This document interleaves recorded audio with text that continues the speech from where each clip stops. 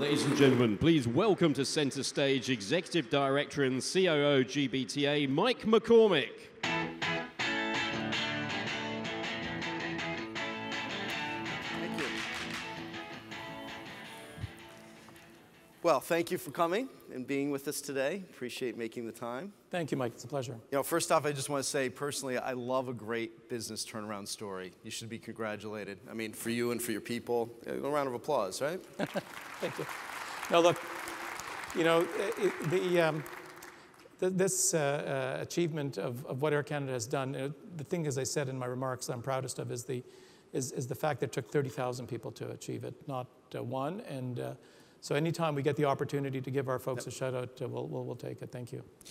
Well, so let's jump in for a minute. The first thing I wanted to talk about was you mentioned the Black Swan event in terms of the grounding of the 737 MAX. You know, certainly a really tragic situation. Tell me a little bit, like internally, when you started to get that news, like who did you rely on? What did you do? What was your process for dealing with it internally within Air Canada? Right. Well, so first of all, it starts with the way the entire infrastructure around aircraft works, which is, you know, you have an aircraft manufacturer that, to begin with, you rely on to manufacture safe aircraft, and certainly Boeing has manufactured safe aircraft for a long, long period of time, and we're confident they will continue to do that into the future.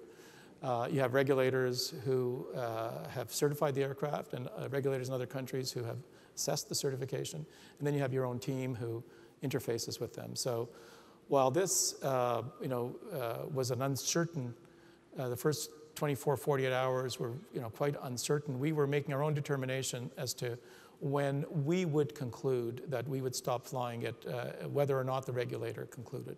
And we were certainly heading on that path, and we had a tremendous team from our flight operations group and our system operation control and from our maintenance group were working hand in hand to assess the data and the information that we were receiving. So as I say, look, this is an unprecedented event. In many respects, recovery from grounding, in our case, we have 24 MAXs and we were going to 36 before the start of the summer. Right. It represents, about 18 to 20% of our narrow body fleet. It's extremely complicated, carrying currently about 12,000 people a day. So when you think 12,000 a day and over a month, that's 350,000 people, and over 3 months, it's 1 million people, right? So, so this is a big impact. Big impact. More complicated in some respects than recovering from 9/11. Wow. And at this point, really, we don't know anything more than what we read, right, in terms of the outlook? Well, look, no, I think that what's going on is that there is a tremendous amount of oversight right now from the FAA, and the FAA will probably, assess this to ensure that the highest level of confidence exists, and then have to convince the regulators in other countries, including Canada, but as well Europe and China amongst the lead jurisdictions, that everybody is comfortable. So I think that when this airplane does go back into the air, there will be a very, very high level of comfort, and we'll have to collectively work to make it so. So you mentioned about the Air Canada stock price, and man, talk about going with 78 cents to trading in the 30s. That's a long road to getting there. I mean, my question for you is like, okay, so now, let's say the airline industry, you kind of pointed out, doesn't have the best history of maintaining those levels of performance. Where do you go from here? You're almost at an all-time high. If anything, fuel prices could go up. Factors could really, work on your earnings, your ability to keep growing earnings. Well, how do you look forward and look at that, as an organization? Because it gets harder from here in a sense, right? So yeah, look, there's no question that when you have, I often cite this great Bob Dylan line: "When you've got nothing to lose." So basically, when you kind of have your back against the wall and you have a burning platform, it's I wouldn't say it's easy to succeed from there, but it's you certainly have a better shot at succeeding than not. So here, what we've been doing is we built a sustainable company. So we're not, if the fuel prices spike, it's not the end of the story for our company. If Canadian dollar tumbles as it has, it's not the end of the story. If we have a MAX grounding, as painful and complicated as it is, it's not catastrophic. So you look at our universe, and it starts with one of building a sustainable company that continues. Right. Two is you have measured growth. You've seen in some jurisdictions, ridiculous growth. Like, you've seen that in some of the Asian jurisdictions and some of the Middle Eastern jurisdictions. You see the massive amount, hundreds of airplanes coming in per year and so on. That is not a sustainable business model. Right.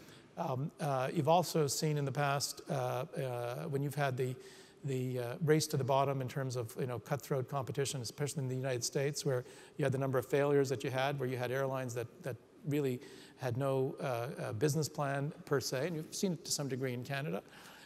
And so we've learned a tremendous amount from those lessons of the past. So it's the business model of exploiting our strengths. What is it that makes us strong, and how do we keep that strength? So as I said, the things that make us strong are the unique selling features. Right. The fact that, A, we have great geography, we have 3 fantastic, powerful hubs, we have a strong connecting product, we've been recognized as having the best product in North America, and we had some amazing free advertising. Some of you may have seen from the Wall Street Journal.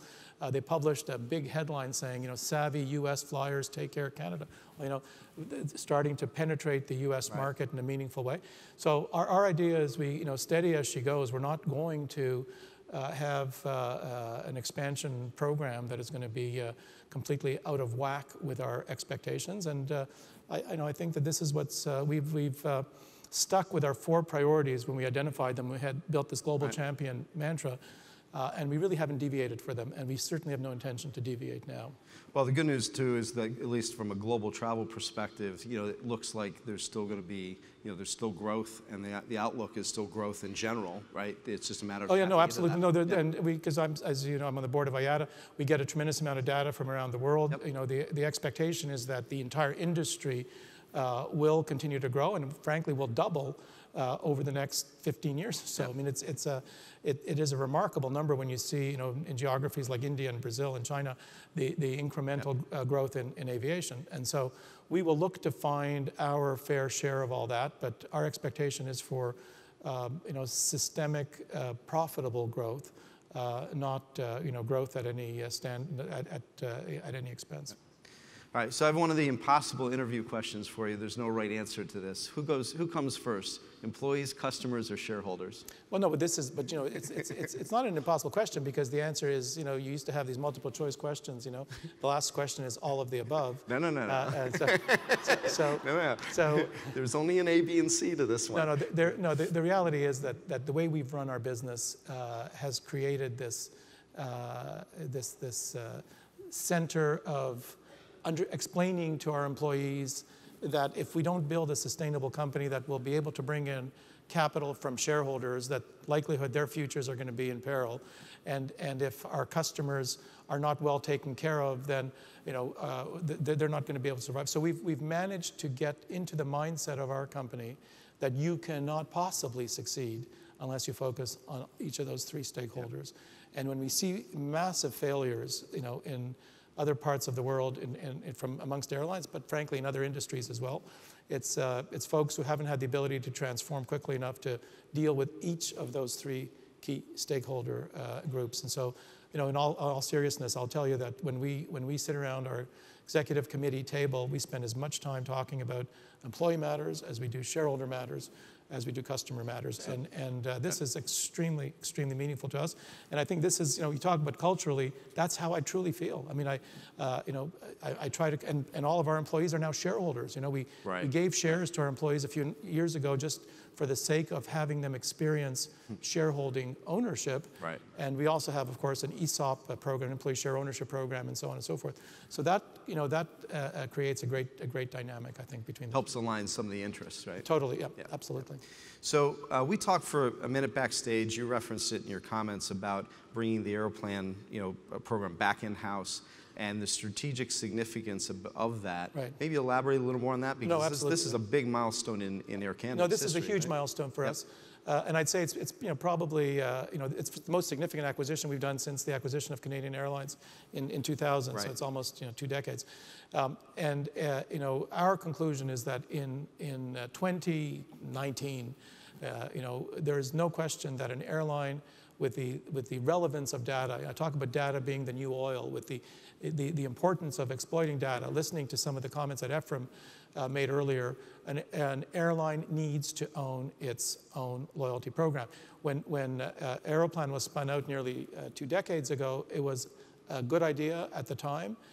Air Canada needed liquidity. Right. It needed to restructure. It was, akin to going to the pawn shop and pawning your watch, and then, at some stage, having to deal with it. But it certainly did not make sense to have an intermediary between us and our key customers. And we also saw the value that, the financial institutions placed on loyalty when we ran our RFP. With, all the banks in Canada were highly interested in it and very successful. So we see right now with the, everything that we've built over the last decade in terms of product and fleet, the recognition of our brand internationally, statements like from the Wall Street Journal, it's the perfect time for us to really build one of the best loyalty programs in the world. And I think the timing in many respects could not have been better. And I think everyone will be very, very pleasantly surprised when you see the full scale of our loyalty program being unveiled over the next year or so. And I think we fully expect it to be the best in class. Yeah, I was going to say, I think of all the questions I got of people knew that I was going to interview you, they said, make sure you ask about the loyalty program. To your point, I think probably along with currency, the actual Canadian currency, it is the next most important thing to everybody in the country. Well, that's right. There are a couple of articles that said that we expect, Aeroplan had 5 million members. Our target is to get it to 7 million over the next few years, and frankly, that's before looking at the United States as well, where we have great opportunities. So let's shift to joint ventures, to alliances. I mean, you chaired IATA. You've certainly, you're part of Star Alliance. Like looking at a recent announcement about Air China. Talk about in this day and age the value of those relationships. Are they still relevant? And is that a part of the path of Air Canada's growth? Yeah. So again, you talk about evolution. The way we are today on data, as I said, was different than we were 20 years ago. I'd say the same is true for alliances. Okay. Alliances were an amazing tool when we first, we were one of the original innovators in creating Star Alliance, one of the original founding members. And it enabled us to expand, to places that there's no way that an individual airline could have touched all those places. So now that exists. So we already have that. And we have 2 other major alliances in the world. So I'd say the alliance model has now actually largely been played out. So now the next layer of the game is in this realm of joint ventures. So we can get people all over the world with loosely based partnerships, because all of these alliances have got code-share partnerships with them, but a more integrated level of partnership like we have with United and Lufthansa over the Atlantic, where you do have a revenue sharing where it leads to what we call metal neutrality, that you can actually have some level of indifference as to whether you're on our airplane or Lufthansa or United when you're going over the Atlantic. We aspire to have that with Air China when it comes to Canada-China, aspire to have that with New Zealand, with Air New Zealand when it comes to New Zealand. So those will create other great opportunities because it'll enable joint investments in routes, joint investments in markets, enable us to expand. So yes, I think you'll, without going beyond those 3 publicly announced ones, I think directionally I can say we're interested in those types of partnerships. You can't have mergers across borders. As you know, in most jurisdictions, you have ownership restrictions of either 25% or 49%. So this is the next best thing to a merger in some jurisdictions, is a combination over some routes. And while some people might say, well, gee, isn't that anti-competitive? The answer is no, it's not anti-competitive. It actually has got some pro-competitive benefits because it enables us to invest and develop routes that we otherwise could never do. So I think you'll continue to see us being interested in those types of partnerships in various geographies. So then, from a competitive perspective, even home market, there were low-cost carriers, then there's ultra-low-cost carriers, then there's going to be, I don't know, ultra-low, I don't know what that is. Maybe you pedal yourself or something. But how do you compete as an airline with those types of competitors? Right. Well, I think you need to pick your spot. And I think, we decided a number of years ago that we were not going to be all things to all people. So therefore, there were going to be some aspects of the value chain that we were going to stay out of. And the so-called ultra low cost, that is not something that, through the combination of our cost structure, our complexity, our fleet, that we're really going to play in. Okay. But having said that, we chose to play in the leisure market, which was Air Canada Rouge. Right. And we've done that very successfully. We've carried now over 5 million people. And it's you know, a fantastic way for us to maintain our share in, you know, the Caribbean markets, in the Florida markets, in, you know, leisure Europe. You know, think of markets like, you know, Athens and Manchester and Barcelona, so on and so forth. And we would not have been in those markets with our cost structure had we not had a different product with a different cost structure.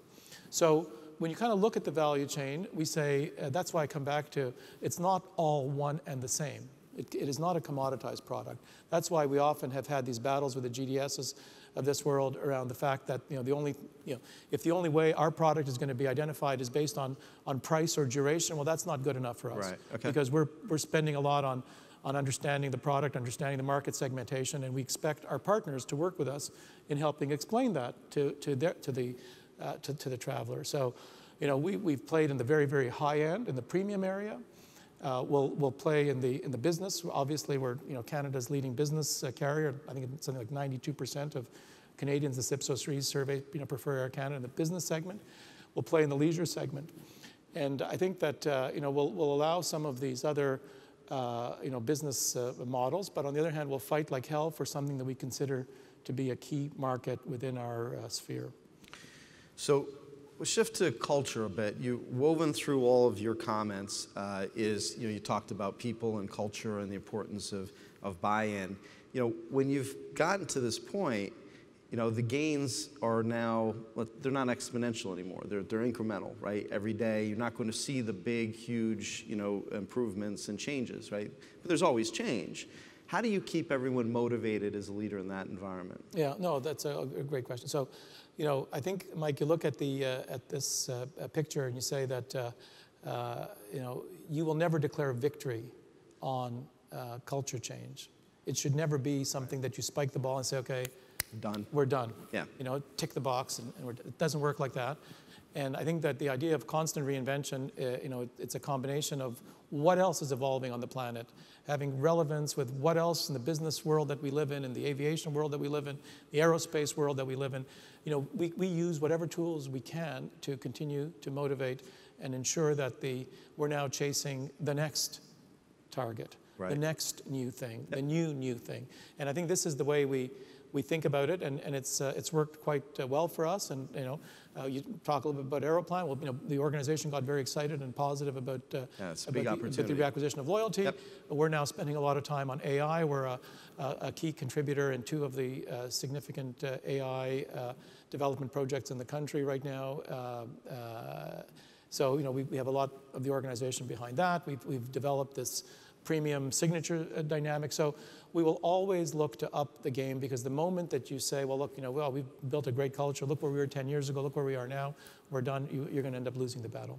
So it's one of these, you know, for sure you talk about a marathon, but it's a kind of a never-ending marathon. Right, right. So final question. If you leave here today and you want to say only one thing to the buyers here in the room and to your audience, you know, about Air Canada, what is it? Well, no, you know, I was thinking, you know, about that, because you told me you might get me to finish with that. You know, the thing that it's the 3rd time I'm saying it, is that we're very, very, very proud of having differentiated ourselves, and I'd encourage all of our partners to understand, to help us move away from this notion of commoditization. You know, what the you know, the internet and so many other drivers have sought to bring things to the lowest common denominator. And what we've been doing with spending $12 billion on fleet and everything else is to get this to a higher common denominator, compare us to the best in the world, but do not commoditize it into nothingness. And I think that if there was one message, which is both a message of optimism and positivity, which is this, you know, that great Wall Street Journal article, savvy U.S. flyers take Air Canada. I love that. I actually had that blown up as a you know, for our team. But at the same time, I'd say to our travel trade partners, help us avoid this commoditization dynamic that exists in the industry. And I think that collectively all of our customers will be beneficiaries. Well, thank you for all your time today. Ladies and gentlemen, a round of applause for Calin Rovinescu. Thank you.